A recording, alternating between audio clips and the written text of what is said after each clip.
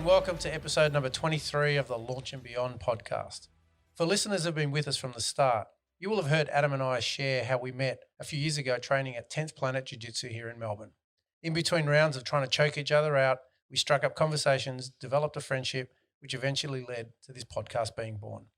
And throughout this podcast, you would have heard us refer to Sensei Frank Barca, a man who's been very pivotal in both our lives.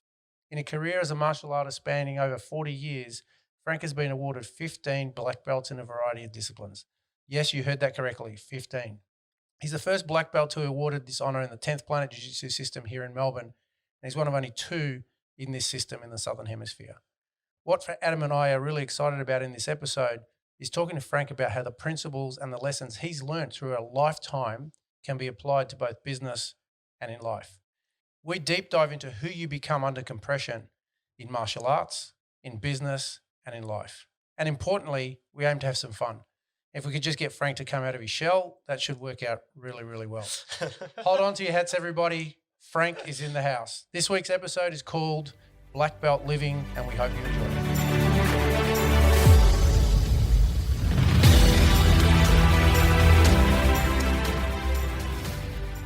So welcome, Frank. It's great to have you on the podcast. It's awesome to be here. It's great with you both. I mean, we haven't been in a room together for a while, all us three, but it's nice. It's nice to see you all, and thanks for having me. It's absolutely. I'm excited about it. Pleasure, Frank. Well, look, the intro will have piqued people's curiosity, I'm sure, and we're going to spend the majority of this podcast really extracting from you a lot of the wisdom and the tools and the gold and the wisdom that you've accrued through a lifetime of martial arts.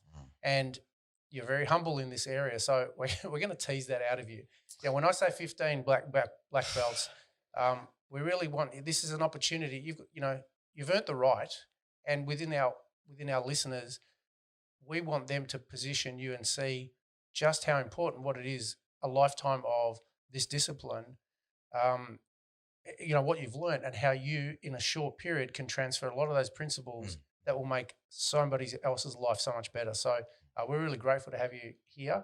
And as I said, this is going to be a lot of fun. This is going to be just a great opportunity to expand, explore, and expand. So Awesome. So really, really looking forward to that. Well, when we first started the podcast, one of the first people were like, who's the guest going to be? And we were like, Frank. And we were like, but when do we bring him in? Because, we need to pull him out of his we need to pull him out of his shell just a little bit. So we're just like, when's the right time to do this? And coming through now, I think, this is perfect. So Sensei Frank is a very excitable fellow, as you will see during the podcast episode. So it's tongue in cheek when we say that, but there's a lot of fun that's coming everybody's way. So, Frank, what we do at the start of each podcast is really just a little bit of a share, just to get grounded, just to get into the podcast. With our guests, what we do is we just give them first opportunity to say, look, what wins or challenges have you had this week? Right. And we'll round table that for all of us, and then we'll get stuck into some questions if that's okay. So, Sure. How about we start off with you? So, what would you say are some of the wins or victories you've had this week, and some of the challenges that you've faced? Oh boy. Okay. Well, reopening. Well, very soft reopening because we're in the middle of Rona right now. So that was a win because everything went very smoothly, and it was great to see some of my students back again, and it's just a beautiful time. So it was kind of like a challenging time, but it came out on top. So that went really well all week long. So I'm grateful for that.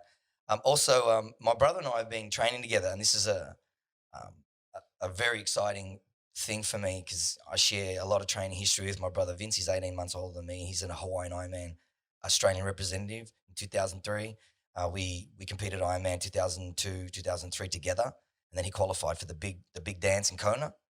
So we're back to because of the break of coronavirus and whatnot. So I've had a little bit of time to look at what I wanted to do with my training, and we started training again, which is very exciting. And as usual, it still starts out as just, let's just go for a little ride, and like, yeah. And before we knew it, within like 20 minutes of the first session, we're already planning death-defying, picking courses through the Woodlands and Jellybrand Hill, through all that area. There's so many ways you can ride. That's just amazing and challenging. So anyway, the point is we've been riding this area we call the cage. So we have to go through, it's an enclosed area of Woodlands, completely enclosed. It's a massive area, but it's enclosed. You have to go through these special gates so bandicoots and things can't escape the perimeter. I don't know, whatever the research is and the science back there, the wildlife areas. It's to keep you out. So anyway, the point is, this is a victory. This is a big one. We've been going up this. It's this winding. It takes about 3.5 minutes to climb on your mountain bike, and it goes up to a nice elevation. It's difficult.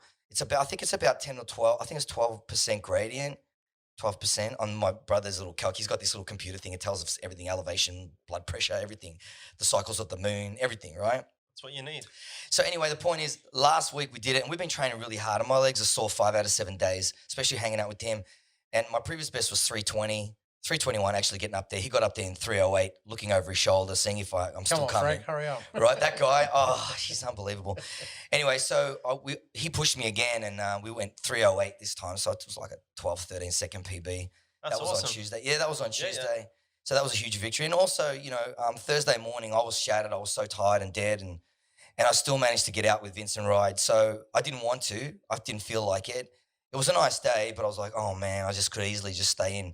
So another victory was me actually just getting back on the bike for another session and hanging out with my brother. Because if I hang out with him, even if it's easy and it's not demanding, I still get enormous growth out of it. So, I don't know. Is that... That's great. I could go on because there's a whole bunch of them, but they're the ones that I kind of wanted to mention out of all those things. That's cool. This normalizes all our guests and us as well too. And a lot of the times when we've been speaking, if we just go in and deep dive into content or whatever and don't do this, a lot of we sort of disengage from a lot of our people. So you just coming in and just sharing that will personalize you and show them, hey, here are the victories, they're the challenges that you have. And that's actually going to really help to endear you to the people who are listening. So that's really great to start.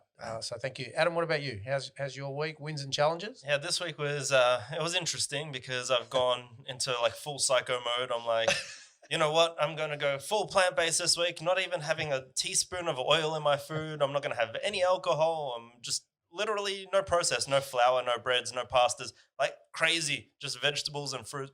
And I lost 3.5 kilos, and because I did a DEXA scan, I allowed the 1 kilo of my clothes, but I've lost 3.5 kilos this week from just changing diet and obviously exercising, but I was exercising before, and it was just amazing how good my body feels. But at the same time, back at the gym, so just super sore. Like half the time I don't even want to get out of bed. I'm just like, can't walk up the stairs to my office at work, and I'm just like, it's just, Yeah, we all feel that. Yeah, feel that. But you know what?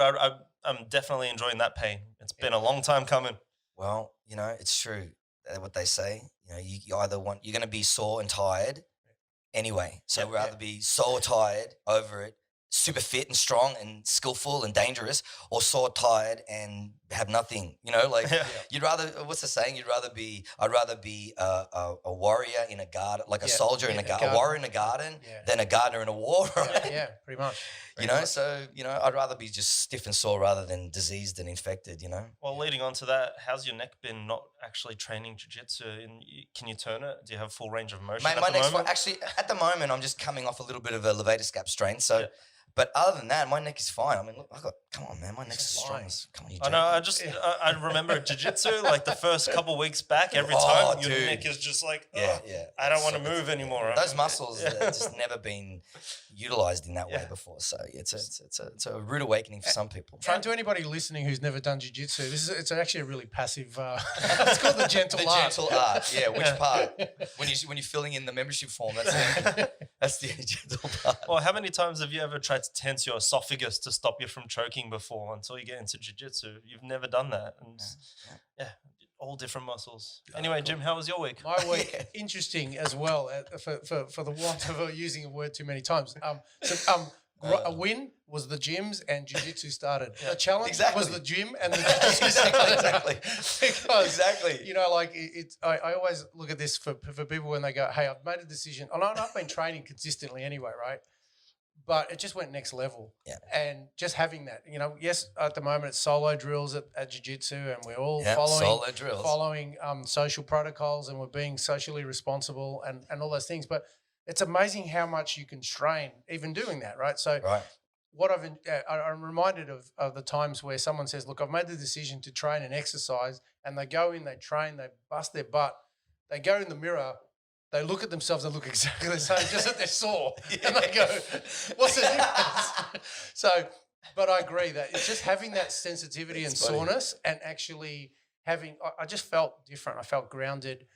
I felt coming home to both those places. And one of those homes was definitely our dojo, which is an important component for all of us. I think we all crave that, and having that back into our world is actually really, really important. So that's one of the win and challenge. Yeah, it's one of the things you were talking about a few podcasts ago, is that craving to be around people and to get back into the dojo. You've got your team around you again. You've got we're all going through challenges, but it's good to actually see them and talk face to face. And people do crave that just person on person contact. Not that we've got social distancing, but I mean the conversation, not looking at a screen, not on the phone, like you're actually talking to someone and having a real conversation. And I think people have been really craving that. And I noticed when I went back to the gym this week, everyone was super nice. Yeah. Everyone was out there just talking, just introducing themselves again. It's like, hi, I'm Adam, you know, great to see you in at 5 o'clock, smashing out a session. And we became friends. We'd seen each other for months and months before, and we never even introduced ourselves. Now that this is all coming to an end,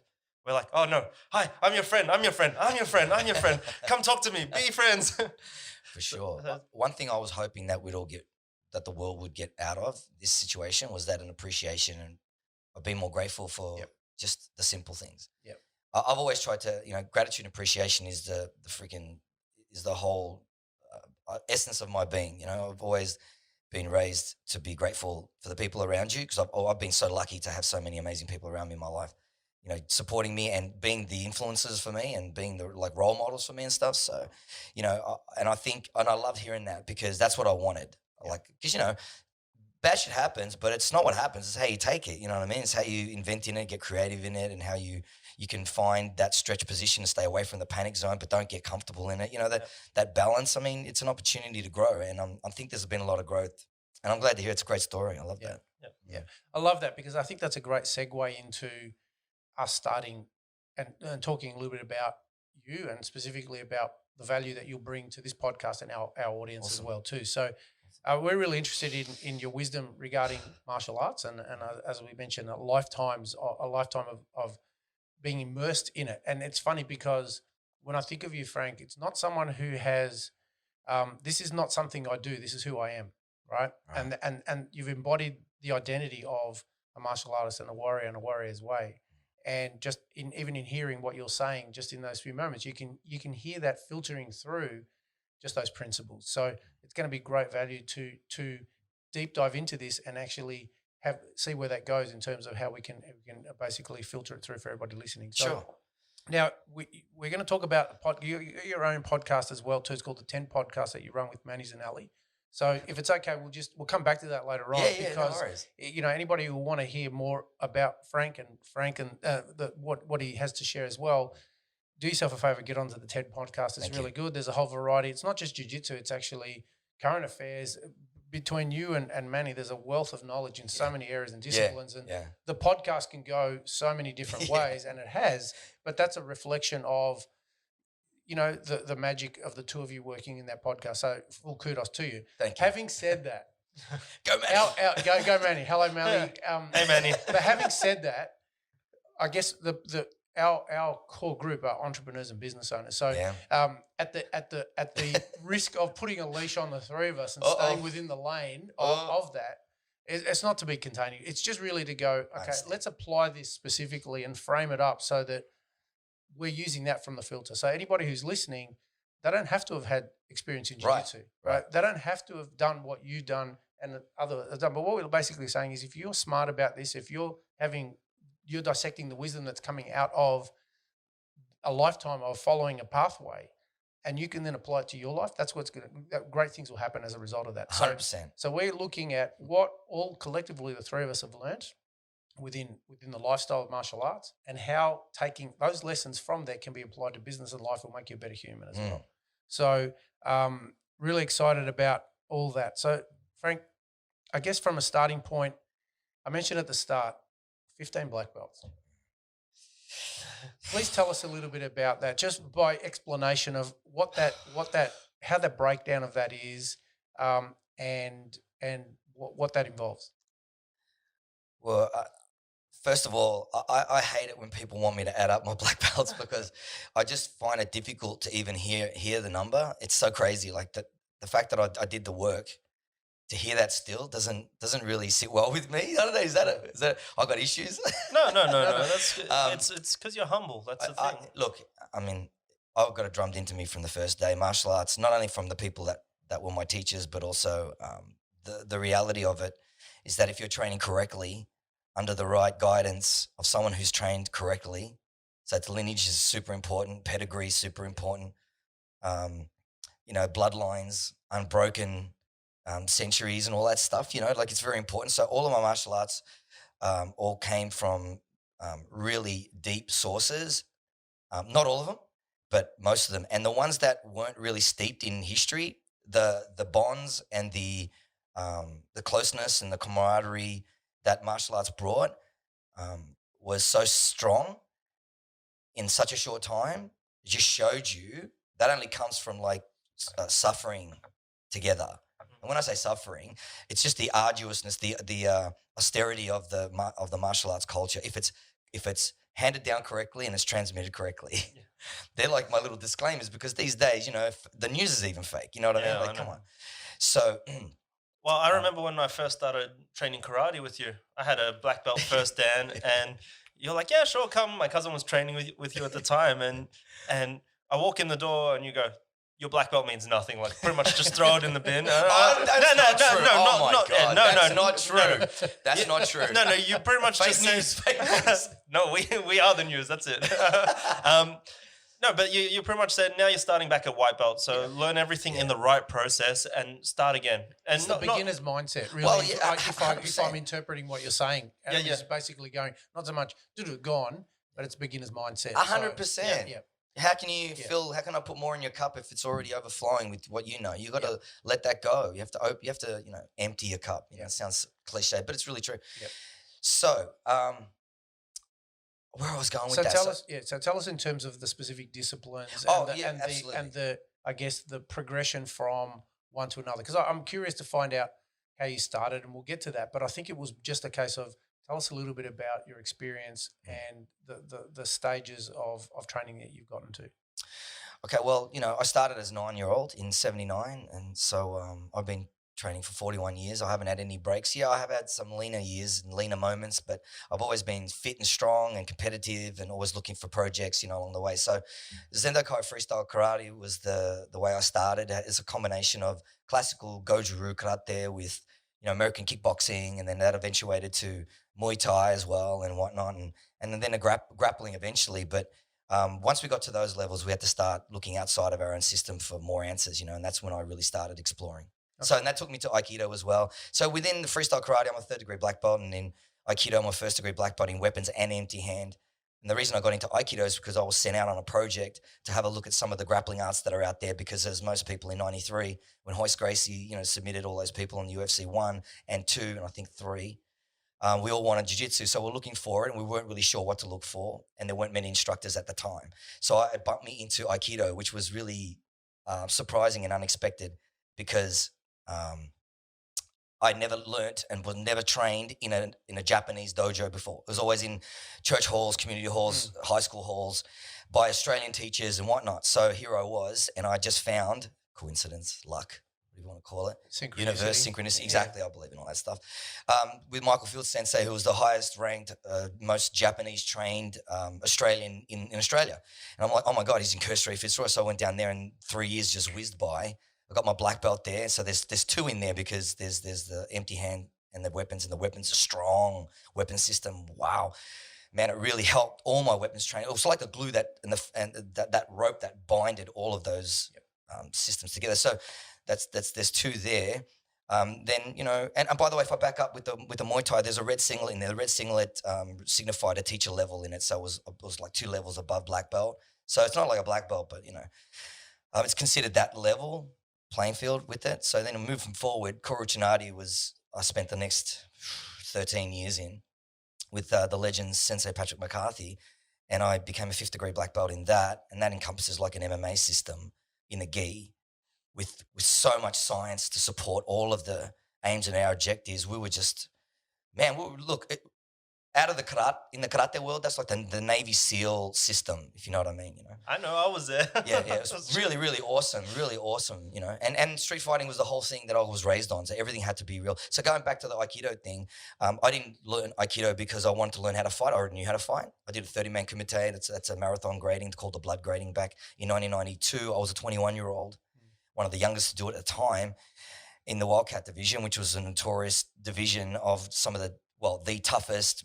most capable fighters in the system. So that's where I kind of got raised in that area. So the Muay Thai was strong. The Aikido was awesome. The pedigree was there. I learned about the dojo and the significance of where, you know, everything was placed. And it was kind of like a feng shui kind of perspective I had no idea about. So it was brilliant to learn under a Japanese sensei, to really learn, you know, the Japanese words correctly, and how the tenses were, how the connotations on the pronunciations were, like all that stuff was amazing. I trained with international black belts. It's just like we are now in the jiu-jitsu lifestyle now. I always was doing it like this, like no matter what I did. So it was only 3 years in Aikido, and then I was in Kuruchinati for 13 with Sensei Patrick, and I'm a 5th degree there. And I also got a lower master's level accreditation, teacher's license from him as well.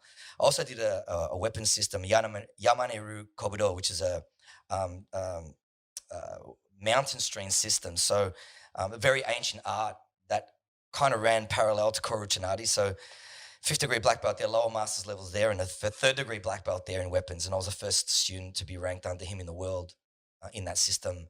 And there's a direct lineage to Kinjo Hiroshi Sensei in Okinawa, which is his teacher. And that's the lineage and the exactly. So that's why I'm putting this in there too, because, you know, just to not to support, it's to support, you know, the intro of what we're doing and how I'm thinking, and the people that surrounded me, and how I chose these people to learn under. So, and in that, of course, my grappling sucked. So in 2003, after my second Ironman triathlon, I went straight into grappling. I go, all right, here we go. I need another project. That took my attention for about 4 years. So I thought, let's get out of that. Let's start moving on and say, okay, what's my next martial arts project? Go back to martial arts. So I looked at jiu-jitsu. I was like, Brazilian jiu-jitsu. Let's get back to that, because I really wanted to learn that in 93. So got into that. Blue belt in the gi, got that in 18 months. And even in 2005, that was pretty, that was a long time ago, 15 years ago. And there weren't a lot of black belts at all, you know. So to get your blue belt in 18 months, Brazilian jiu-jitsu in the gi I thought was pretty cool. I wasn't expecting it, but it happened. And as most things, when you're working hard, you don't expect there's just kind of all this awesome stuff appears. Well, you just don't think about it. You just go in, keep doing your work, and you get your rewards. Yeah, absolutely. So then, I met Eddie, and the rest is history, I guess. And when you say Eddie, for people who don't know, you're talking Eddie Bravo, who's the founder of the 10th Planet Jiu-Jitsu system. Yeah, Master Eddie Bravo. It was interesting. In 2006, Josh was going on a world trip. And in late 2005, we're just talking. Now, Josh, so put Josh. Slow down. This is like there's a lot of people throughout the world who don't know. Okay. So Josh is Josh Beggerstein is he's my top student, and he was a student of mine for over 20 years, and now he runs a 10th Planet South Melbourne dojo, an awesome training facility down in South Melbourne, 10th Planet South Melbourne. Big shout out to all the team out there, and Josh, of course. And he's also my brother-in-law. I married his beautiful sister, Karina. Yeah. Yes, Argentina. Yeah. Yes. So I'm very proud of that. And so he was planning a 1-year world trip. He was 21, and he was going to, backpack it and go and see his family in Argentina and go to the UK. And he asked me, he goes, hey, Frank, I'm going to LA. Who should I train with? Jean-Jacques or Eddie? Who do you think? And I'm like, geez, that's a tough one, because Jean-Jacques Machado is a legend, and who wouldn't want to train with Jean-Jacques?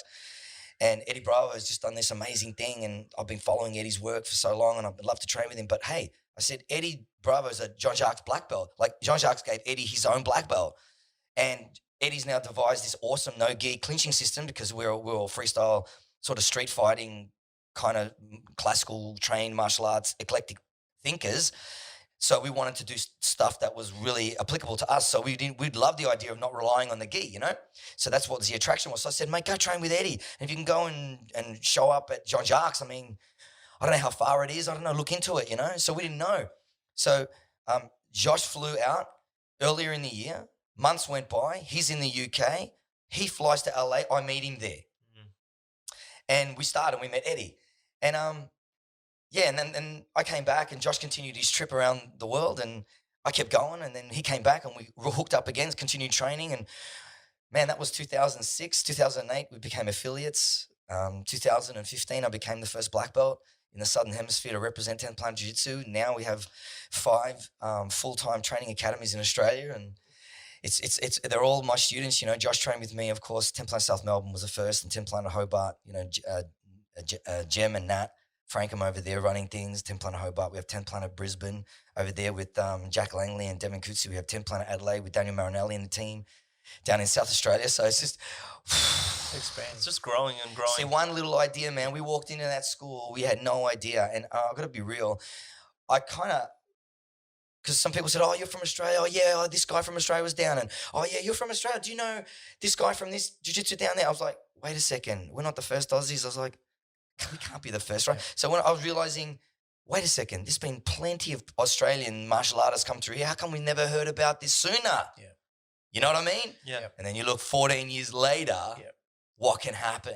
Unbelievable. The story is, listen, I'm not going to make this bigger than it is, but in my mind, sometimes I still look up at the ceiling at night and I just go, wow. For years, every year I say, if it all ends tomorrow, man, I've had such a Superman ride. I really have. And every year it just gets better. And I've been saying that since 2008. When we officially were representing 10th Planet and Eddie Bravo, my teacher. I mean, so it's just incredible. On that, just so on that's that, Frank. Just on that. We're going to move on. No, but this is really cool. There's a lot in there. The backstory to this also is... And I was going light. But the I'm leaving a lot of stuff out. The backstory to this, which I find fascinating, is you said you're the first black belt in the Southern Hemisphere, right? So that's impressive in its own right. But when your HQ is in LA, how many tours of duty have you done to LA? 15. 15, right? So in 13 and a half years. Yeah, and I find that fascinating because when people go, look, I've got to drive 4 suburbs away to get to my trade show and it's too hard. I'm always reminded of that, you know, and just how, you know, that to me is just the epitome of the ability to learn an art. You know, it helps in your case because you've got grounding, but like we said, white belt mindset. So you can go, great, you've got all these other modalities, you've got all these other disciplines that you're masterful at, but in this school, you're like ground zero again. So but then to do that, consider that, right? Yeah. To look at it and say, I'm learning a new discipline, I'm learning a new craft. This is a dynamic form of jiu-jitsu. No one's ever done this. And you're going to be on the other side of the world. You're going to come here every so often and so that's fascinating, right? Yeah. So it's an acknowledgement and validation of your energy and effort. Thank you. But also to be able to then go, right, I'm going to fly to America. I'm going to stay there for a while. I'm going to study. I'm going to come home and I'm going to teach you what I learned in there and expand on that. And then next year I'm going to go back again. So it's really, really, it's a really important lesson in that regard. So I just wanted to give that backstory. And we have the advantage of knowing the backstory. And there's parts where we just go, okay, tell them a little bit about this, Frank, because I think that's really relevant. So if we can take the takeaway from that is that your mentors, your schools, that can be anywhere at any time. And it comes down to the immersion and the level of immersion that you put into a craft to learn how to do that, and you can make anything happen. Absolutely. And you've had all the obstacles, all the barriers to make it happen, and you still have. Oh, yeah, right? 100%. Look, I'll give you a couple examples. Someone tried to burn my school down one year. I lost my grandmother, my grandfather's second wife, like my step-grandmother, when I was over there. Kids, situations, the whole thing. I mean, just from being a business owner perspective, it's been really challenging, let alone the physical challenges that went along the way. I mean, we met in 2007, and that is a huge story on its own on how I got into the chiropractic thing, and I've been adjusted. Just a little side, and I've been adjusted flat out since 2007, literally every week, without fail, and on some occasions twice a day. Right? Anyway, that's another story, but that's how we met along the way, because I saw Dr. Pete Goldman over in LA, who was like a zone healing / chiropractic thing healer, and got me sort of set up to start the healing, and then I had to find Dr. Jim. Anyway, little story. But yeah, man. I remember when you were looking for someone, you're like, you need to find a chiropractor, and all they have is a table. Yes. And that's it. Do you remember that story? Yeah, I remember. When you came back, you're just like, I need just a table. And You remember? I Oh remember. my God. Yeah, because that's what he said to me. He goes, so what am I going to do now? I can't come fly over here to get adjusted. I mean, come on. I'm pretty dedicated, but relax, bro. Like, you know, I'm not Donald Trump. You know, I don't have that Trump money, you know. Keep going back and forth. but that's exactly right. He said to me, he goes, find someone that's literally either ready to retire, which meant find someone that's old school, meaning that's working with a table and his hands. Yeah, and that's it. And because you need to be physically, someone needs to put their hands on you for, especially what you do. You need to find someone. And I had questions, man, that I had unanswered.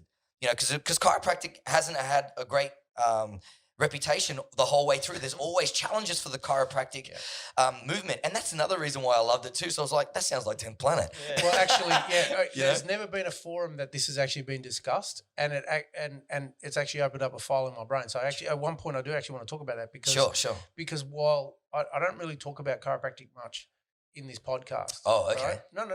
That's not it. No, I don't do that, but there's actually parallels in your journey and my journey and our collective journey in that regard. So I will come back to that. You got to keep me on the straight and narrow because that's cool.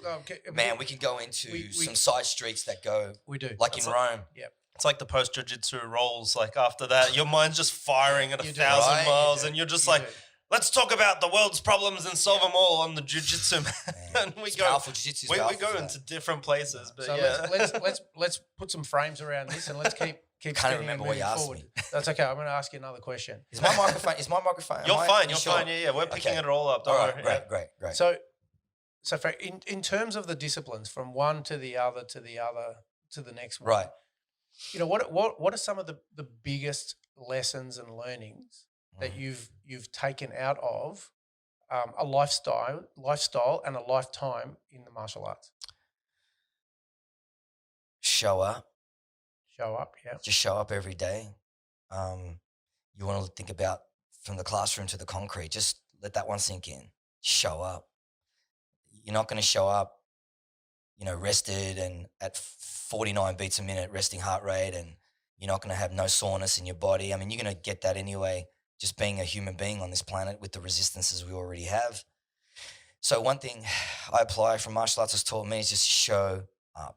Because in just showing up, no matter what condition I showed up in, I always got something out of it. And if it was just someone putting their hand on my shoulder and going, hey, dude, you look like shit today. But you know what? That were some of the hardest rounds I've ever gone with you. And, man, you just keep going. Like, you know what I mean? Like, so the first one is just show up.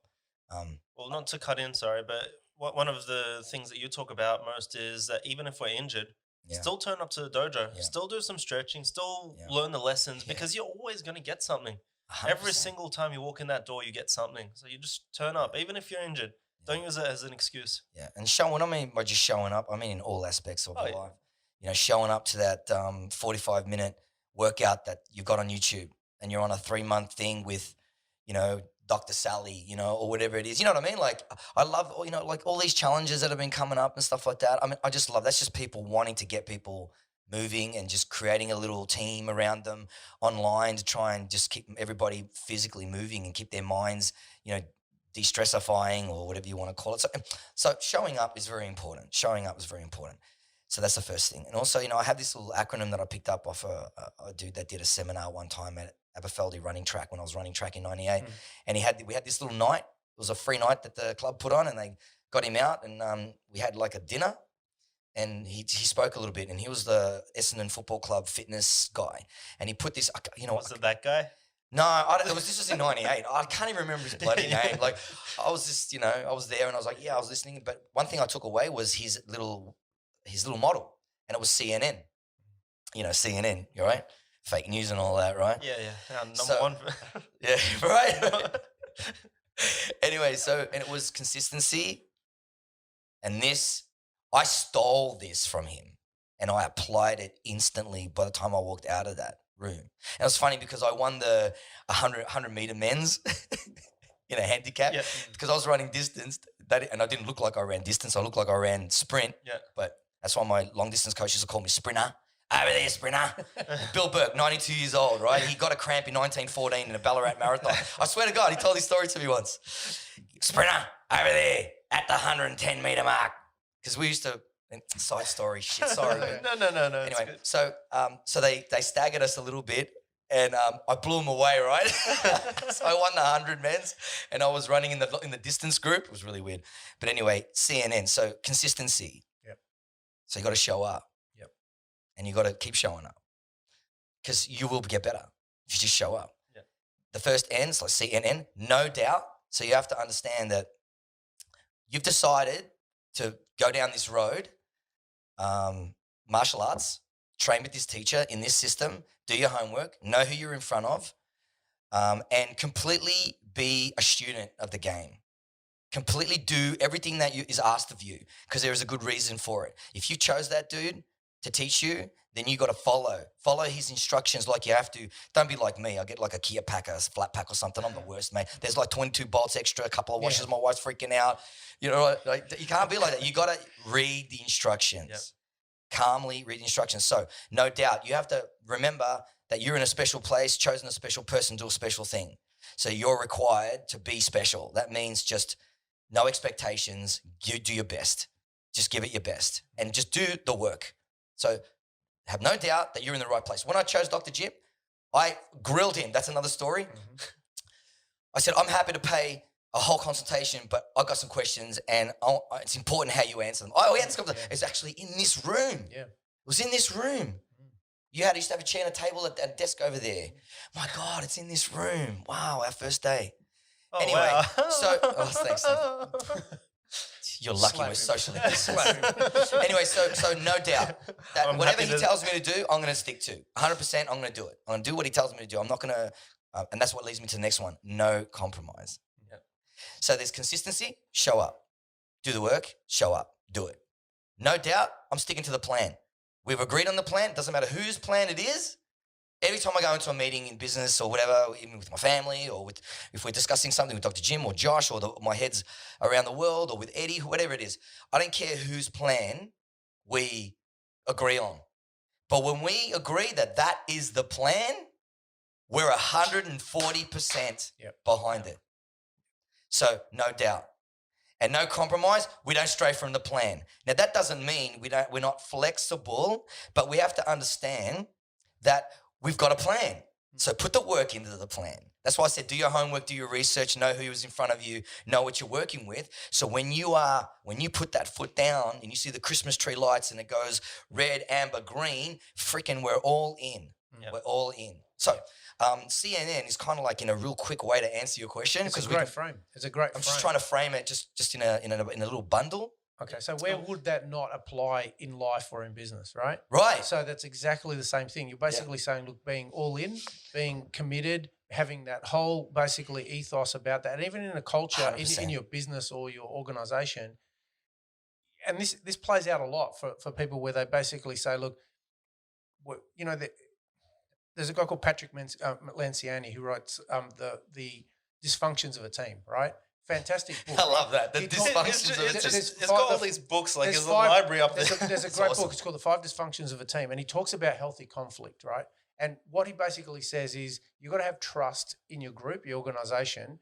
But then once you've got trust, you know your backs, your left and right flank are covered, you move to the next level of healthy conflict. And that's where great things happen. Things will grow. But what's really interesting is that you get your say, you have your say. Now, if things don't go your way, you are then still committed to the cause. Yes. So you don't become an agitator. You don't become a sideliner who starts throwing rocks and starts sabotaging it. You go, hey, man, I told you what I wanted. Okay, we didn't go that way, but you know what? I'm still in. Yeah. And that's the principle, you know, when you're talking about, you know, to be able to go through martial arts, there's going to be a lot of times where you go, okay, I didn't necessarily agree with how that was done, but I'm honouring the pathway, honouring the process.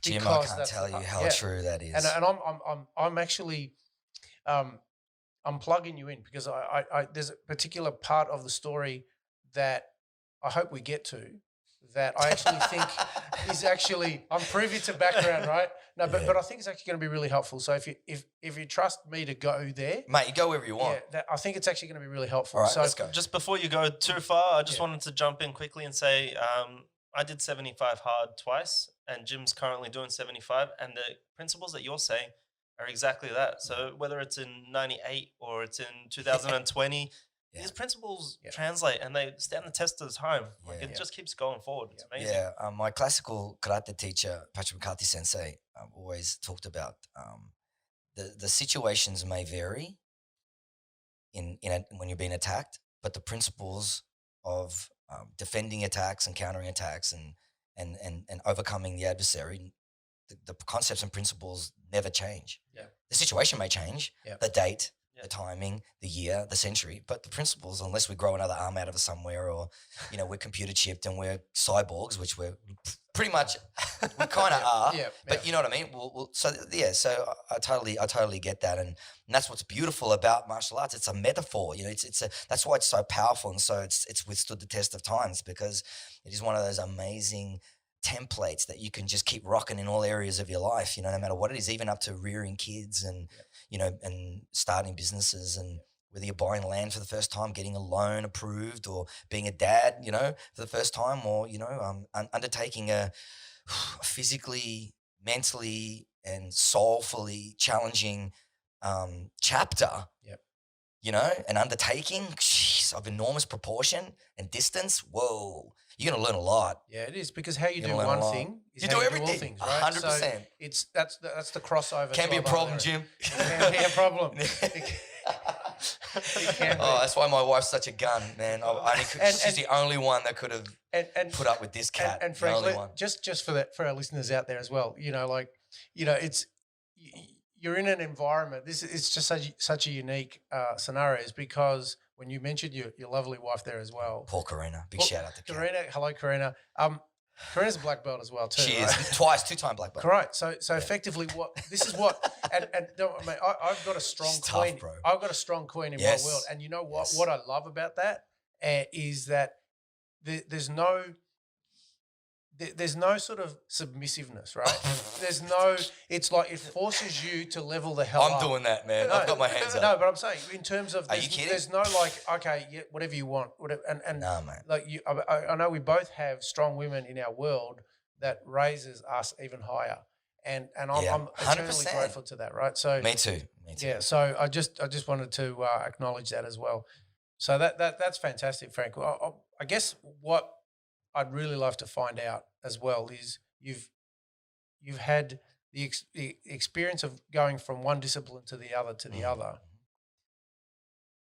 When did you know it was the right time to change, or to pivot, or to recruit a different set of skills to help you move forward? I'll give you an example. In freestyle karate, in Zendakai freestyle, or the BJC, it was more as it went on, it kind of took on a different name, got away from the Japanese kind of name to a more Australian name. And I understand that. So we didn't have a lot of Muay Thai. We had kickboxing, American kickboxing, so Western boxing hands, for those that are not too familiar with it, and kicks to the head, to the body and the head. But when Muay Thai came in, we were allowed clinching with knees, elbows, and also leg kicks. And leg kicking was a new thing, but it wasn't new. I mean, the Thais have been doing Muay Thai for centuries, like it hasn't been. But by the time it kind of got to the world, because we didn't have the luxury of social media and just your phones. You can record something in the back jungles of Vietnam, and all of a sudden you can just whack it up on some Wi-Fi server, and the world's watching it within 13 minutes. Like, that never happened back then. So by the time the arts really became famous, it had to be enormous explosions of popularity. Like, someone went from being a war veteran over to America, and then they started a school, and then everybody started training with, like the Ed Parker story, for instance, with Kempo, and it goes on in many different arts. So we started learning Muay Thai. So I actually traveled to New Zealand to train with some of the New Zealand guys, because they were right on top of this Muay Thai. And I went over with Bob Jones, the founder of Zendakai Freestyle, and some of his top guys back in, I think it was 95, 96, because I was kind of like exploring, because we were learning twice a week, learning freestyle karate in high school gyms, and then we started finding out that people had like kind of like semi schools in other areas, and these guys had all these fights. So we're like, we're going to train with those guys, So we're just trying to train with people that were really trying to blaze trails rather. So I was kind of that guy. I was looking for the next hottest thing. So I wanted to be at the front of it. You know what I mean? Good business mind. You want to try and stay ahead of things. You want to try and not sort of guess, but you want to have your fingers on the pulse. and you want to be updated regularly, like hour by hour in your business, I think that's kind of like important, right? That's how I do it, and that's why I've gotten to where I am, is by trying to stay ahead of it, you know. And I think you just deal with the solutions are not that difficult if you're just trying to stay ahead of it. But anyway, that's another story. But so where was I going with this? So what made me change? So then I wasn't really changing out of freestyle karate. I was just adding weapons to the toolbox. So you were refining? Yeah, I was just adding depth and breadth to my game. Yep. That's what I was doing, but I couldn't use those words back then. Yep. But that's what I was doing, you know. See this, imagine this. Your fighting ability is like a pool, like a swimming pool. The more knowledge you have, okay, so depth, and the more options you have available to you, breadth. Yep. So if we build a pool, a swimming pool out of that idea, when we take someone into the water, self-defense, fighting for our life, they are fighting for theirs now. The deeper that pool we drag them into, the more likely they're going to drown. Yep. If we have a very shallow pool, we only train in martial arts for 3 or 4 years, even 5 years. Look, 10 years is really not a long time, but that's a substantial amount of time. So, you know, when you're training 3 or 4 years, your options are not very broad, and your knowledge of them isn't that deep because you haven't had the time in to be able to get these principles to work successfully enough, because the numbers don't lie. It's all about numbers, reps. You got to put those reps and numbers in. So all I was doing was adding depth and breadth to my game. I wasn't being disloyal. I wasn't being dishonorable. I wasn't being disrespectful. In fact, I was being the example of their teaching. Be progressively thinking, search for knowledge, wipe out mentality, be hungry, be consistent, show up, you know, believe in the system, you know what I mean? Like represent it, be an example. So I got into the Muay Thai, but we were still in the same system there. But then I realized that I wanted to start learning other things, and I got thrown into a project with Aikido, like I mentioned earlier, for grappling and whatnot. But then I just fell in love with the Japanization of the art, like the Japanese side of the martial arts, authentically. Yep. So it wasn't about fighting; it was about learning that. And I just bumped into so many unsuspecting victories along the way, you know, and some hard lessons too. So it wasn't the fact that, oh, this is better than that. It was never about that. I just want to make that completely clear. I have never turned my back on any of my brothers or sisters. I just went on to research. I was like Kung Fu, you know what I mean? Back in the 70s, just on this quest for knowledge. It's all it was. It wasn't to decide. I'm still my original sensei, Sensei Non-kun. We're still very good friends. He's my teacher still. I still call him sensei. Call him up, you know, once or twice a month. You know, Shihan Ralph Lanciana, 6th degree black belt at the time, and he was one of the most notorious, ably equipped martial artists I'd ever seen at that time. His skills were so profound. It was incredible. His brothers, all 6 of them, were all on in my 30-man kumite, beating me up for 30 rounds. These guys were the best in the field. You know what I mean? So I was only out there just to go and learn the next thing, so they didn't have to go and do it, because they were tradies and they were school teachers, and there was no full-time martial artists back then. But I was like, wait a second. I can make a difference. I'm going to go and do it for him. So they started seeing that, Frank, Shihan Ralph used to always say, oh, Frank, you got too much time and too much talent. You know, that's what he used to say. Your problem. That's your problem, that's right? the issue, yeah. He was like, I was like, what? He was making me mad. Yeah. He used to say things like, oh, you're too emotional. He goes, oh, that's your problem, Frank. You're too emotional. You're too emotional about things. I was like, what? So I get emotional about it, you know, like what? I'll show you emotional. Yeah, right. Yeah, you go and throw a kid that's hungry and emotional into the arts. Holy moly, get him to do something that he loves. That guy ain't working a day in his life. You know, it was that kind of thing. So I was all about just adding weapons. And learning new things, because I was curious and I loved martial arts to death. And Bruce Lee was, you know, my idol. My dad raised me on boxing and wrestling and Bruce Lee, right? So, you know, I'm talking WWE, right? My dad still watches the WWE. He drives me crazy every week. He goes, oh, Frank, you should see this guy. Oh, man, they're so athletic. Oh, they're like real athletes. I'm like, they are, Dad, for real, you know? Although it's, you know, a performance and whatnot. But, man, no denying it, right? So, like my dad says, how fit do you have to be to get to the top rope firstly, and then jump or do a somersault in the air? Like, these guys are fit athletes. Absolutely. Yeah. I got friends that are wrestlers, Carlo Cannon, big shout out to Carlo Cannon here locally. But anyway, so especially from Koru Chinadi to jiu-jitsu, because that's probably something and I'm gonna come to that. Yeah, really? So, I'm definitely okay. So just generally speaking, it was about me being on a quest for knowledge, and not to disrespect who I was training with, my teachers before me. It wasn't about leaving associations, arguing and politics. It was nothing about that. It was just the fact that I was certainly had the hunger and the desire to go out there and learn off as many people as I could, but only to make my teachers proud of me. Yeah. I want to make that clear. Yeah, I'm glad you brought that up because, like I said, having known you now for a while, I was there. 13 years. Yeah, I was there at the time where that was happening, right? And I wanted to talk about that, but anyway, I'm letting you control we bring it in there. Not the so rhythm. much control, but in terms of because, so my understanding, if we just backtrack before we go forward, is the reason why you progressed from one discipline to the other was you just wanted to improve your depth and width, your skill set. You followed your natural curiosity, and you took what you wanted to and be able to apply it to bring it back to make not only you but your team better. Yeah, and I just want to just chip in real quick. If it was about my kickboxing, I was going to stay at Zendo Kai for the rest of my existence. But then we started moving into some clinching. Well, who were the best clinchers standing? Were the Thai guys. So then I threw myself, you understand? Like threw myself into that.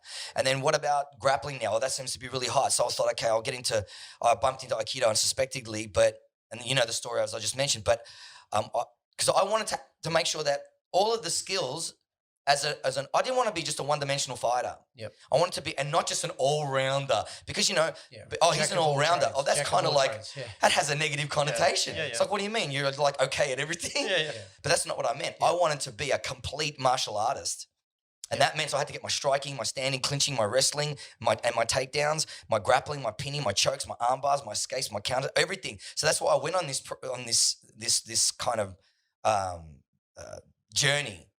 Okay, so I wanted to be complete, not all round, but complete, no matter, because my first teacher said, because Frank, this is the fight cycle. Yep. It would be like looking into the top of a twister, like a cyclone, where it goes, it's big on the outside and just goes round and round and round to the middle, like a donut. What do you call that? A churro, whatever you call that? What's that dessert? I know what churros. I'm trying to get for the people listening to this and not seeing this, a spiral, right? Yeah. So that's how it goes. It's going to start on the feet. There's going to be a whole freaking exchange on the feet, on the ground, back up to the feet. So I wanted to be completely prepared everywhere. And that's why I went through those disciplines, because the arts individually didn't have those qualities developed to a high level. Yeah, so there's the subspecialties within the process, right? Right, so I had to go and get it. So that wasn't me being disloyal. It was me doing what they asked me to do. Yeah. Well, I totally get what you're saying, because I was doing karate for, I think, 8 years at the time. And I just had my knee reconstruction, and I'd come back and I was like not really enjoying it as much, because I was the first Dan black belt. I was teaching all the people under me in the classes before me. Then I get to the adult class, because I was at that 16, 17-year-old, 18-year-old. And I was going to the adult class, and the closest one to me was a blue or a green belt. And I was like, well, I'm a first Dan. I don't have anything. And so one day the teacher knew this, and we were sparring together, which was fun. And I grabbed him. He threw a really slow roundhouse kick, or it could have been good, but it was slow. Like sometimes you see it, like they throw that little. And I grabbed him, tripped him, took him to the ground, and did the perfect, competition punch. Oh yeah, right to the midsection. Yeah, just the bang, and then the icebreaker. But then he swept me from me standing up. I was in the winning position for competition, and then he swept me, took me to the ground, and he started grappling me. I was like, shit, I've got no response to this. Right. And then I talked to my cousin, Stephen, who was training with you. Oh, Steve Samra, big shout out to Samra. And he goes, you know what? Come with us. We'll teach you some stuff. And I'm like, all right. Isn't it funny how that leads, right? So so I understand, because I was like, I went and I was just defenseless in grappling world. Right. And I walked over and I came into your dojo, and you were the first dojo that I ever saw that had the Bruce Lee, the wooden dummy, wooden man, the mock John. Yeah. It was amazing, and I'm like, oh, this looks like a training place for me. And I walk in, and if Steve backs something, I'm like, Yeah. He's one of those people that he gets the best, and he Dude, lives that life. He got real good. Yeah. Dude. Steve was one of my heavyweights that was just so talented. He was, even on the ground, what a beast. He even competed in the 2009 Pan Pacific Championships. We were wearing T-shirts back then. Yeah, well, I remember that. I still got my T-shirt and all that Unbelievable, stuff. man. Yeah. Jeez. But yeah, then I jumped over with you, and I learned how to do jiu-jitsu, and I've been on and off. I haven't been consistent, which but life comes into play sometimes. Oh, that's okay. Thank God, martial arts is always going to be around. Yeah, definitely. Well, now that I sold one business, I'm definitely coming back. So between you and South Melbourne, I'm going to jump around because South Melbourne does some boxing. But yeah, absolutely. I want to be around for all of it. That's cool. Awesome. So let me extend a little bit. You're laughing because they're both looking at me going, he's going in for the kill. It's just, I see a thread, right? I see a thread and I come back to it. He's the responsible one. Yeah, we're the delinquents. We're the delinquents or undisciplined. No, not undisciplined. I'm just, how do you herd cats? It just doesn't happen, right? Good luck.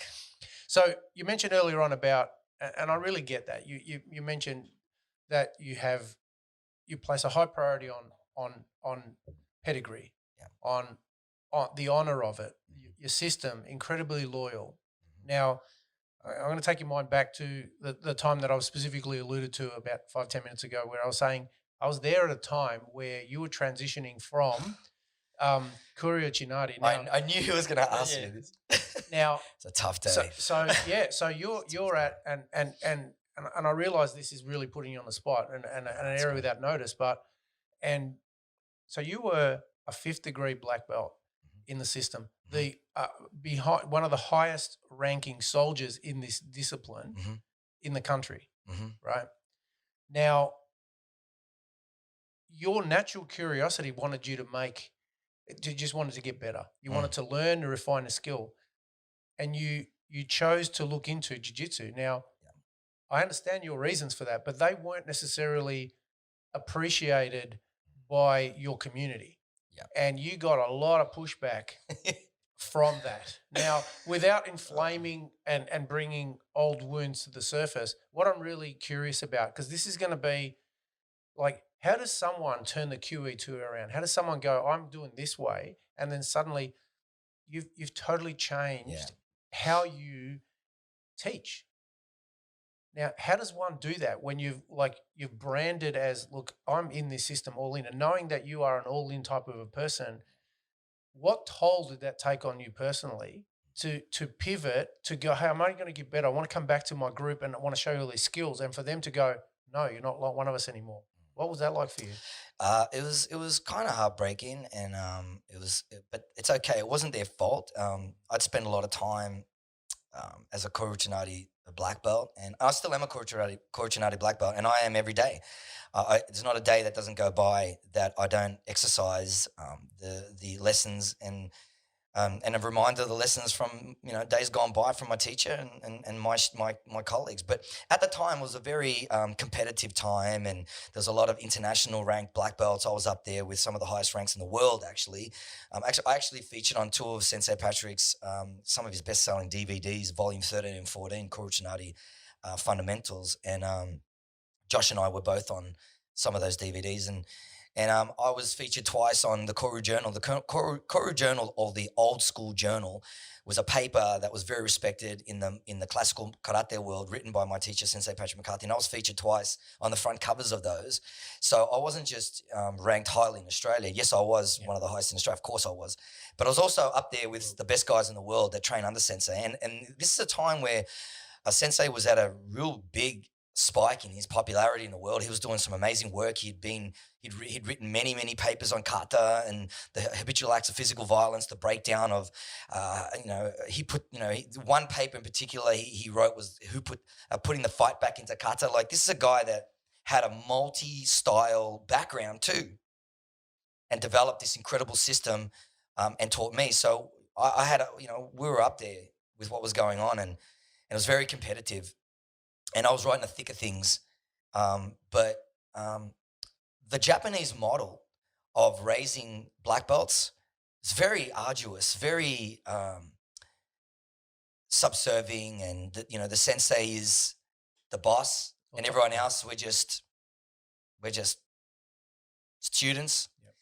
And that never really goes away, you know, and no matter how high I was rising, it just never went away. And I felt that I wasn't looking for accolades or anything. It's just more like acceptance of the work you've done, and now you're one of my generals. And it wasn't really handled like that. I was still the little guy that was made jokes about, you know, because I was the smallest, always the smallest, and it was always, you know, it was kind of, I didn't like the connotation of the student teacher relationship having a bullying kind of feel for it. And this is not anyone's fault. I'm not blaming Sensei Patrick. I'm not blaming my original karate teacher or my Muay Thai coach. I'm not blaming nobody. This is just how it was. And I realized that after all the things that I did and all the time I spent in it, that my contribution to it was, although I felt I did a really great job to be an example, because it means a lot to me that I make people feel good to be around me, and that I've got something to offer, and I can help them, and I can use martial arts to make them feel good and make them, oh, wow, you can lift your leg up like that, or you can do these moves, you can get out of those holds, and you can use these weapons. I thought it's just a fun story, you know? Because then when I along the way, I met Eddie in 2006, and I stayed in Kuruchinati for another 7 years. While I was with Eddie, I realized, I originally looked at getting back into my jiu-jitsu because my jiu-jitsu sucked. And, you know, Sensei Patrick made that clear to me that my weaknesses was my jiu-jitsu. So I thought, what am I going to do about it, right? I'm going to go and do Brazilian jiu-jitsu, and it's something I want to do. And it brings me to that end of the triathlon era. And at 2003, this is what happened.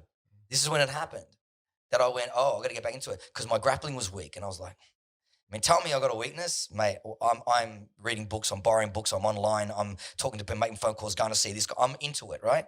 So I did, and I got my blue belt in 18 months, you know what I mean? And I remember being on the freeway, and I rang him, I go, Sensei, I'm driving on the freeway. He goes, yeah, Frank, son, 'cause, you know, he was always like, what are you ringing me for this time, you know? Not that I'm bothering him, but it's like, you know, I got my blue belt in jiu-jitsu. I just want to say thank you for telling me that my jiu-jitsu was sucked, you know? And he goes, oh, you know, I was just trying to encourage you. You know, I was like, he was very proud of me about it. But, and this brings me to, I got up to purple belt, even brown belt when I was in the system. And I just didn't feel like that no matter what I tried to do to be the example and to be, and to contribute, I don't know, I just felt like I wasn't making a contribution. I felt like that, jeez, is my time here? Like, am I not wanted here anymore? I just didn't feel the love, you know, I didn't feel the love. And which is, it's a bit sad, but it's not. And looking back now, it was like, there was nothing bad about it, because it was just the universe going, oh, I think we're pointing you in the right direction now. So like it's like I had some of the toughest instructors. Imagine if you're in the Navy SEAL, imagine what your drill sergeants would be like. I had a lot of those guys as instructors, and not that they were bad or meant any harm. It's just that that's their style, and it wasn't their fault, because that's how they. I sound like my microphone's coming in and out. Is this okay? Yeah, you're fine. Sorry. So I felt like you know, that was just the way it was. But then when I met Eddie, and this guy's a world beater, done amazing things, started late in his career under Jean-Jacques, gave him all this freedom to be expressive and creative, and to help him, that was foreign to me. Yeah. That's not how I was raised. That was not how I was raised. So I started seeing this, and I was like, man, Eddie Bravo, my jiu-jitsu teacher, is so nurturing and giving me my own stage and not shoving me in the broom closet, because that's my stage. And that wasn't anyone's fault. That's just the way it is. And I'm sure it's the way it still is. Yeah. But for me, I'm a progressive thinker, and I love evolution and evolving myself. Yeah. Not for any for fame or for all that stuff, just because this is what martial arts is. Like, man, I've dedicated like 41 years to it. I'm going hard. I want to be that example. I want to be like, oh, if someone thinks black belt in Australia's history, I want people to think about, oh, who are some of the great examples in our Australian martial arts industry over the last 100 years. I want to try, man, I want my name to be up there. Why? Oh, because he was dedicated and he was loyal and he stuck to it and he evolved and he was creative and he never put himself in a box. He helped, he contributed, he developed.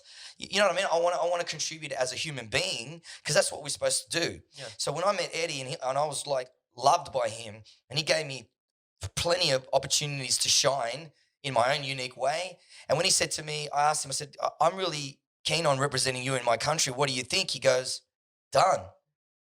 Like I got my affiliation. Look, it took me 3 years of traveling and that, but I got my affiliation, tying my shoes at the foyer, in the foyer area of a Legends gym on the corner of La Brea and Hollywood Boulevard in Los Angeles. In 2008, I got my blue belt. It was just after a humongous roll session.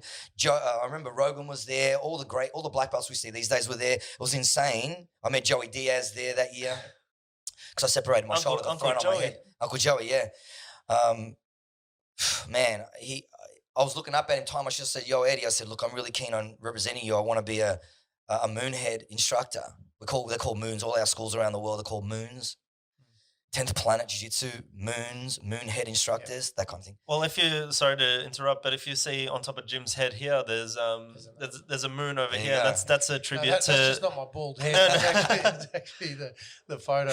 No, but we decided to get that as a tribute to our journey through the 10th Planet system as well, because it's just... I couldn't help but think of the parallel for while you're talking about your journey. The parallel, like when we talk about leadership, right? When we talk about having someone who's really talented, who's someone who is innovative and a go-getter, how you can get the best out of themselves by giving them that opportunity to shine. Yeah. And allowing them their own journey within that. So and like I said, this is a discussion on leadership, right? And a different level of leadership. So that the ones that are comfortable. John C. Maxwell is a guy who talks about levels of leadership, right? And level 1 leadership is about someone who's like in authority, and so you have to respect them because they're the ones in that position, right? It's called level 1. It's the lowest level of leadership. You have to follow me because I'm your leader. Right. And unfortunately, and that's been my experience in martial arts as well, a lot of instructors, it's called positional leadership. But a level 5 leader is one who develops other leaders. Right. Who has a capacity to show them the magic within themselves that'll expand and create new leaders. So in that concept, 10th Planet System and Master Eddie has created so many leaders throughout the world by virtue of empowering them to find their own true gift and express it through their enthusiasm. So they're not doing it to prove and to get validation and a pat on the back, but that's a comfortable person has to do that, right? A lot of people who are threatened by other success, if you've got a star performer who's starting to outshine the rest of the group, suddenly it creates a power differential and it's a little bit of an issue. Yeah. But it takes a particular person to be comfortable because let's face it, there are going to be times where your students are going to outgrow or outshine the teacher, and yet they can come back and still honor the teacher because they were the person that enabled them to find that power within themselves. Sure. It's a particular type of leadership, and that's why it's a level of 5 leadership, and that's what I found, particularly in this system, that happens a lot. Is people doing that. Yeah, absolutely. And like I said, Eddie gave me a stage. He was right. He was shining a light on me rather than trying to dim it down. And it wasn't anyone's fault, but that's how it felt. Yep. That's how I felt. Yep. So it's not right or wrong. It's just that's what happened. And that's how I felt. And I just was so supported. Yep. That's a huge thing. Yep. Support. Yep. By Eddie and the team and all of my brothers and sisters over there in LA. I mean, I've really developed a close relationship with a lot of my brothers and sisters over in LA. And that's why it's really sad what's going on over there too, by the way. But it's not easy for me to see that go down too. I mean, a lot of Australians, when they see things go down in America, they go, "Oh, America." But I actually worry because it's a place that I go every year, and I got family there and friends, and so all of my brothers and sisters, 10th Planet family worldwide. I mean, we have nearly over 128 schools. Most of those instructors I know. Most of those black belts I've trained with, we've seen each other getting made throughout all the years. I mean, it's just such a beautiful process, and to be at the forefront of the movement at this very beginning. Like I went there just as a student under Eddie, and then over the consistency of me just showing up every year, twice a year sometimes, really built that tight. And people come, people go, as we all know, through our businesses and life. And I stuck it out. And out of those original schools, I was number 7. Oh, and wow. out of those, I think there's only 4 of us out of those 7 that are still alive. Yeah. And now we're among some of the. I'm considered an OG. You know, it's so funny to hear that. I'm like, whoa, you know. But and the respect of the OGs for the effort and whatnot. I mean, I just can't fault Eddie, his system, his leadership, and his ability to give me that platform to be all I can be. He nurtured that. You know, he had more belief in me than I had in myself. Yep. Yeah. So training over there and putting in all that time and effort, got the respect and the admiration of my fellow teammates, and it just they were so loving, and Eddie, so nurturing. So even across the other side of the world, there wasn't a day that Eddie wouldn't pick up the phone and give me time to chat and break things down. And there wasn't a time that we didn't, talk about competition results or our next highlight reel together. And it's like, damn, your OG game, your boys are looking so strong, going underneath half guard, lockdown, old school electric chair game. Whoa, that's such a tough way to live on the mat. I was so proud to hear those things from Eddie. I mean, there was never a conversation about, oh, you can't do this and you can't do that and how dare you and how come I wasn't. There was none of that stuff, And I'm not blaming anybody. This is just a way that people were raised in these environments. And I just always believe that there's got to be, you asked my wife, man, and I think I've even said it to you, there's got to be a better way. There's got to be a better way. And it's funny, ask and you shall receive, So I found Eddie and he was the better way. And I don't mean that as in jiu-jitsu is better than karate. I'm not talking about that. Everything is awesome. Everything is awesome and everything's functional and works because I'm living proof of that. I can still throw my hands and my legs and my kicks and my grappling, my clinching and my jiu-jitsu. Everything is complete. Like Josh said on his black belt grading day, he says, I feel like I'm really completed, And you know how proud I was of that is that I had a contribution still, although I was letting him spread his own wings and I'm not letting him. Of course you let them. You just... Meaning that like from a father, like a big brother perspective, not like from a constricting, I'm not going to let you position. It's from a position of love, not restriction. So it was so beautiful to see him standing there with that black belt in his hands. And there was 3 black belts that stood there that day. Josh with his rash guard and his black belt in his hand, and my teacher, our master together, and myself were all there together. And I got a photo of us 3 on my bookshelf. I have about 300 books on our bookshelf, Dr. Jim, so you'd be proud of that. Impressed. And probably 199 are probably for me. But that photo, I look at that photo of Josh and him holding that black belt in his hand. And one day I'm going to post a side-by-side of my speech when I got my black belt, and I'm holding my black belt in my hand. And just you look at those photos one day when they go up and just remind this conversation, that's how much it meant to us to be black belts, that much. And would you believe it, Sensei Patrick actually flew down for that event that weekend when I got made. And so, it was like everybody knew something was going to happen than me. I was like, forget it. It's like, I was over it at that stage. That's a true sign that you're ready for black belts when you're actually not even thinking about it anymore. You literally don't even care about it anymore. It's just like, becoming a black belt is becoming. You become it. You don't get your black belt. You don't get your purple belt.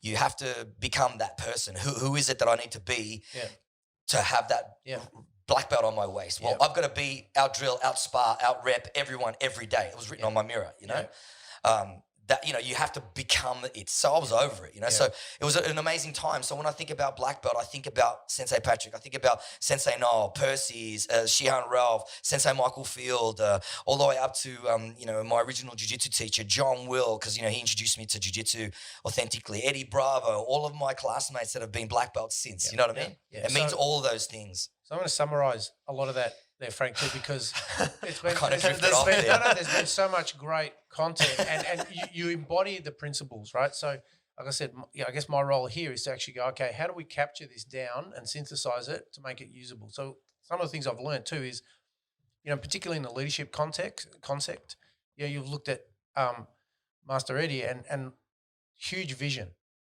right? To be able to generate to develop a system that we haven't even touched on that's actually like a disruption. It's kind of the Uber of martial arts. And it's having a progressive model of improving how things are done. He's asking fundamental questions that challenge the established thinking, and that doesn't always endear you to. And that you go through history, and anybody who's an agitator who asks different questions does not get the pats on the back to go, hey, well done, you've come up with a really good system that is like Jiu-Jitsu 2.0 does not go down with the establishment, bro. So it happens to so many people. So you talk about the vision. What the big key that I learned is also the freedom to allow people to express their own individual joy and genius. And as a result of that, look at the incredible things that come from that. You look at the joy, 41 years deep, and you're just as enthusiastic about it as a 7-year-old, right? So so that's really important because that's a question I wanted to ask as well. So that's the important part of it. You talked about the importance of team. You talked about the importance of sticking thick through challenging times. So they're all principles that if you apply in your business, in your world, and there's actually they're really gonna help for that. So you've got tangible experiences in through martial arts, through these bonds, through these experiences that if you freeze frame them, you go, you know what, this is just as relevant here. Yeah. This is just as relevant here. Yeah. This is what I'm talking about. Yeah, I always refer to it as the cheapest personal development program in the history of the world. Yeah. That's exactly right. And you talked a lot about, within my background too, we talk about as a principle of be, do, have. Right? Oh, absolutely. So you've got to be, you've got embodiment, and once you're there, you're being that person. Yep. Then you act from that place, and you'll end up having. So many times people go, have, be, do. Yeah. Or do, be, have. Yeah, and so they're using it totally different. So it's about, how do I think and this is the whole purpose of today's podcast in a lot of ways in my mind is the black belt way of approaching life is how do I be a black belt in my mindset, in my persona, in my identity. And once I'm there at that place, then I take action. Right. To actually solidify that. 100%. So they're the principles of it. So success comes from getting a whole bunch of things in a row. It's not just about the winning ticket because you know people win money all the time and they're broke in 2.5 years and they're worse off and divorced and legally and it's crazy because they're just not prepared to deal with it. Like we want it, but are you? I want to be wealthy. I want to be financially independent, and all that stuff. Yeah, but are you willing to do? Number one, first of all, can you see yourself doing it? Everybody can easily see it, but are you willing to do what it takes to be that person? It's so important. So the visual thing has always been huge. I got taught about visualization, mental imagery projection. Like I can hear the words of Sensei Noel Kuhn back in 1981 teaching me as a green belt. Visual. Imagine seeing yourself, defending these attacks, and he got me right into being visual, and that was easy. That was an easy sell for me, mate, because I was just into the Olympics. The national anthem, holding the boxing kangaroo, the Australian flag, the World Cup, the Windies against the Packies on the one-nighters, the Aussies, the Len Pascoes, the Rod Marshes, the Dennis Lillys, the Jeff Thompsons, the Ian Chappells. Have I got it right? You're actually doing really, really well. And there's a whole section of the world who are listening who have no idea what you just said. Let's just say they are historically high sporting legends in Australia that probably a lot of other countries have no idea about. But John Newcombe, Tony Roach. Just apply your local sporting, your local John sporting McEnroe. legends in your own country. Yvonne Cawley. And just substitute them in there, right? So that's really what that is. So Frank, while you're in that zone, that happy, enjoyable place, I want to ask you, because I think this is a really relevant question. How do you sustain your drive to not only maintain, but to keep leveling up and challenging and to keep bringing that white belt mentality or approach or that hunger to, because not Adam's the youngest boy in the guy in the room by a long way, right? So and it's quite often said of me, and it's come up with Adam as well when he's asked me. But you and I, the older of the two, and I'm the older one. I'll put my hand up. So how do you sustain that drive, that ambition, when most of our peers are going quietly into the sunset? Where they've earned the right to ski downhill, right? And how do you keep willingly, intentionally setting the intention to go, I'm actually not looking for the easy path. I'm actually going to go to the harder, better, more refined way. How can you talk a little bit about what it takes to get to that? Just before you start, I just want to go, when I am talking to people my age, my age. This is called positive discrimination. Listen here, kiddo.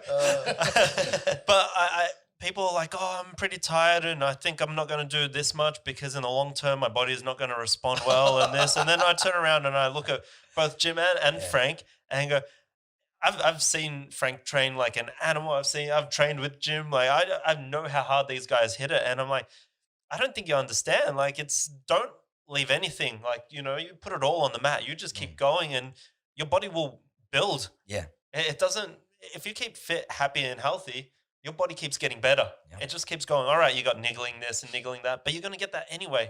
Yep. Don't waste yourself. Just keep pushing and pushing and keep going forward. So that's what I've learned from you guys. Right. I'll hand it up to you, but I have a motto: is you either wear out or you rust. And I have no intention of rusting. Yeah, my dad's always said, I made a rash guard and I dedicated to my dad. It says, it's a big stamp and it says no rest, no rust. Is that where it came from? Yeah, my dad. I didn't know that. There you go. Yeah, some people thought that was stupid, but anyway. Anyway, you're offending my dad. So tell me about that challenge to keep going and striving. Yeah. So absolutely. So there's no old men in jiu-jitsu. Yeah. Jean-Jacques said that. There's no old men in martial arts because you can't be an old man, meaning have the habits of an old man. Yeah. Meaning, oh, I'm done, it's finished, I'm retiring, I'm too worried about this and I'm too worried about that, I'm too old for this and too old for that, and put every excuse, reason why they can't do it. Martial arts teaches us that that's not true. Yeah, Clint Eastwood actually had a very similar quote when they asked him, how is it that you stay enthusiastic and youthful? He says, never let the old man move in. Right. Same principle. No old man in jiu-jitsu, or that's a metaphor for martial arts or in life. Yeah. If you look, I've got a couple of little acronyms, a couple of little things because it's hard to remember everything. So we have these little models that we just float around in our minds, and strength, health, and happiness. Be strong, healthy, and happy. That's the thing. So number one, being strong, so that you have to do things that require you to be strong, and that's going to push you into the stretch zone daily. So you got to be strong. If you're putting work into your strength, you're gonna be strong. You're gonna be strong. Health. Well, intelligence. Intention, intelligence, and intensity is something that I think about health, that embodies what I think about health. And that is that I have the intention to be healthy. So it leads me into the intelligence, meaning, okay, now I've got to learn about this health and I've got to learn to apply it and through the intensity. And I'm a pretty intense dude, so I'm going to hit that pretty hard. And if you're not such an intense dude, then you're not going to hit it so hard. But over time and consistent action, you're going to get there anyway. So there's that strength, health, and the happiness thing. My mum always said, find what you love, never work a day in your life. And it's true. Passion and enthusiasm for the things you love is easy. Finding time and energy and space in your life for things that you love is easy. To spend time with people that you really, really deeply love is easy. So strength, health, happiness embodies a lot more than just the words strength, health, and happiness. Yeah. There's philosophy behind that all. But I hope all these things make sense. Staying power comes from discipline too, and endurance. Just like a triathlete has to add a marathon to his 3 legs of competing in one day, is not an easy thing. But unless you're willing to walk a million steps, it's the endurance that you build that gives you the staying power too. People these days just want to get instant gratifications. 2 seconds they can Google things, and in 1 second they can take a pill and they're going to be lean. And as we all know, that's all just BS. We all know how that's crap. And look at 75 hard. Why is it called 75 hard? It's 75 days.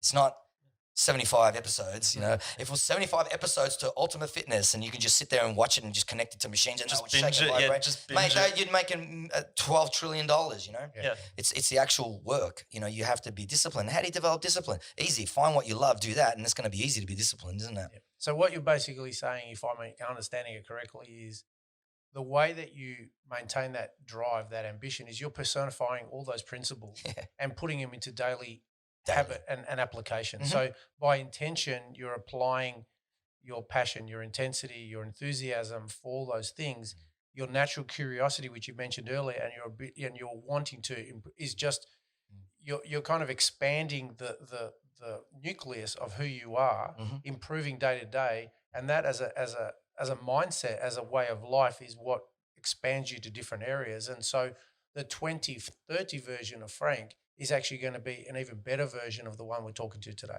Absolutely. Yeah. I don't feel like, look, okay, I'm older for sure. Like I'm going to be 50 in 6 months, but I'm just as competitive and I'm as fit and as strong and capable, and my jiu-jitsu is improving. Yep. I'm getting better still. Yep. Because I'm always practicing. I'm always stretching. I'm always working my mobility. I'm always in the pool. I'm always on the bike. I'm always in the hills. I'm always around you guys. Yep. So, you know, I'm continually evolving. I'm continually moving. I'm not resting. Not that I don't rest, sure. And I'm not just thinking about and train doing push-ups 23 out of 24 hours a day. I have fun too. Yeah. I have a very, I won't call it a balanced life, because maybe 18 out of those hours is all martial arts related. It's all jiu-jitsu related. It's all how we're going to get better, do things better, faster, more efficient. You know, there's that intelligence, you know, and there's that intensity, and there's that intention that's always spinning. And the immersion. Yeah. Oh. Immersion. Another eye. I know you were throwing in all these eyes. Well, that's where's how immersion? Yeah. Where's but immersion effectively is you're immersing yourself in a pool of all the other I words you were using. Immersion. Wow, that's a beautiful number 4. Write that down. There you go. Write that down. He's awesome. You can see he's just integrated it straight away. Didn't you teach me you got to write it down to get it into your RA? That's exactly right. That's exactly right. Yeah. That's exactly particularly. right. Yeah, we've had conversations, many conversations about that.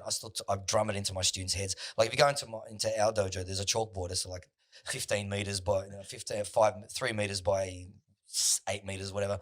But there's always crappy notes on there. No one knows what the hell's going on. You got to see it. There's smudge You around, don't and even there's know, like scratches over the top, and it's like we're changing this, we're tweaking that, we're doing. Yeah, like awesome. you don't know what the hell is that. Yeah. You know, we look like mad professors in that place. But that chalkboard has actually got international reputation, because when Eddie was here teaching seminars, when Calvin Gastelum and Kadera Sensei was here from King's MMA, that time, those photos insane. Just on that, when you said Kadera, I've seen some footage with Mike Tyson recently. Mike Tyson, and he's an absolute beast. And just watching Kadera Sensei on the pads. On the pads, just like, whoa. Yeah, we're friends. They're both moving well.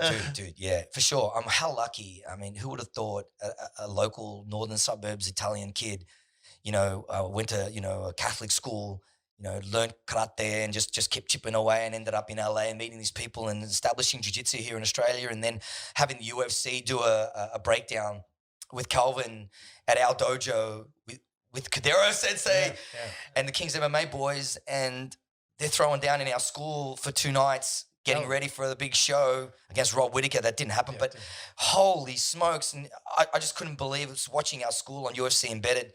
Dana White shared it, and I was like, I was so excited. I hope I haven't blown it. And you know when you talk about, you know, I can't believe it. I can't believe it is what I'm trying to say. Okay, I can't believe it.